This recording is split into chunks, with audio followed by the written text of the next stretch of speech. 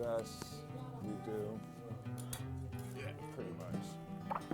Hey, Brandon. Hey, Rox, how are you? Great, how are you? Absolutely, welcome back. Thanks. You know, I always love coming to Worth and Worth. It's so much fun. It's like totally a hat experience. Absolutely, we love having you. Great. Now, you know what? I think it's time we really talk some head shop talk.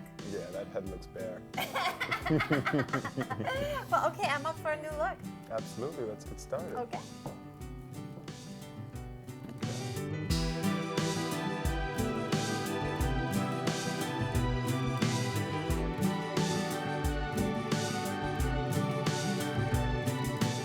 Roosevelt actually wore Monte Cristi for a while. And there's a very interesting exhibit that I think is a stationary exhibit for the natural history, the Museum of Natural History, or either it's the Met. I'm not sure which one. I always get the two mixed up.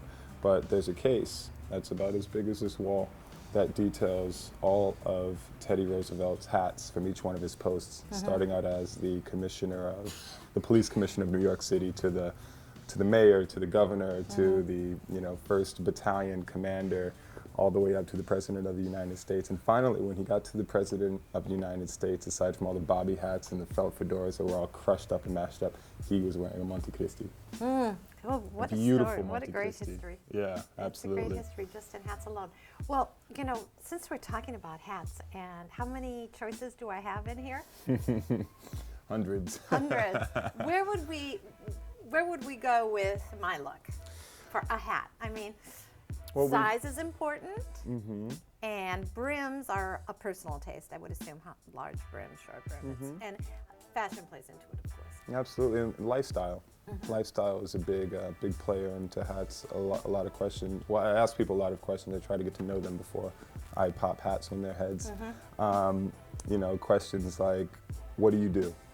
Questions like, what colors do you wear most of? I usually give people, because that question can be very broad, but I usually give people, are you on the earth tone side of things? Or are you on the gray family side of things? So obviously earth tone would mean browns and greens, etc., reds, oranges.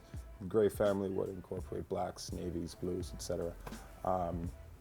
Also in terms of brim size and brim width, that would be something that would be most relative to your facial structure, your body type. And again, like I said, your lifestyle, that word there.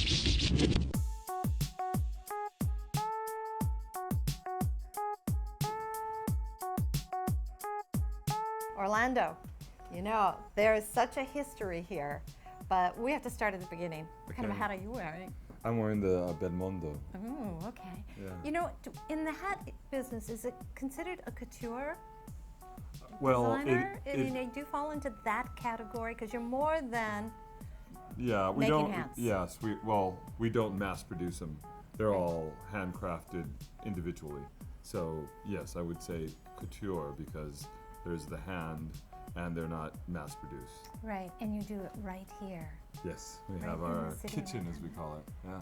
Your workshop. I love it. And how many can you actually produce a day or a week? Or It depends on the quality of the felt. So if I was doing the cashmere hats, I could probably do myself maybe 5 a day, Would you consider what you do like a dying art? I mean, not many people want to learn the art of craftsmanship. Well, I don't think that people have the patience for it at this nowadays. I think that because it takes time to learn any trade, it just takes. It's from step 1 to step 1012 or whatever. We got to have a lot of inspiration for a lot of these hats. Besides the fact you just think about it, but do you look in magazines? Do you go through old books, or what do you think I love bookstores.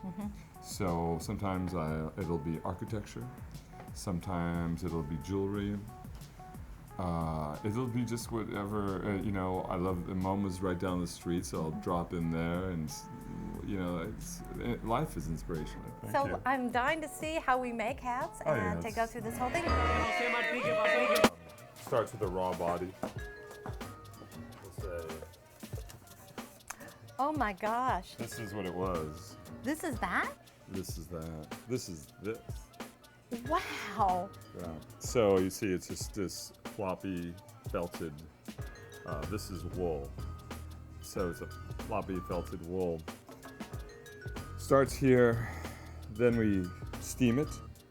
We block it over a form, like so, and then iron it. And it's the ironing, along with the steam, gives it its memory.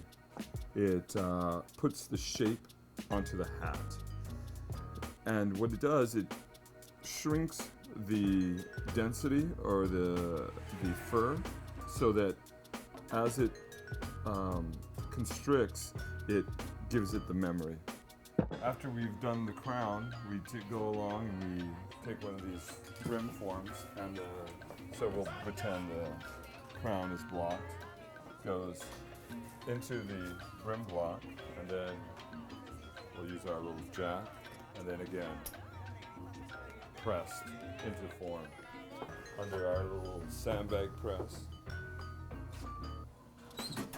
Oh, Pretty cool, right? that is really cool. How many years back do you think a machine like this goes? This is from 1930s. The 30s. So after it's pressed for a certain amount of time, popped out, and we take it into the pouncing. Is basically sanding the felt so that it creates a smooth, as for yours, it's like a smooth suede-like finish.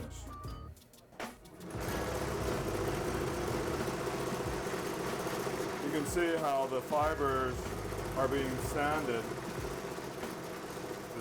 So this is just one pass. You can already see the difference between this Oh, yeah. and that. I feel that too. Well, thanks so much, and wow, what an education. Thank you.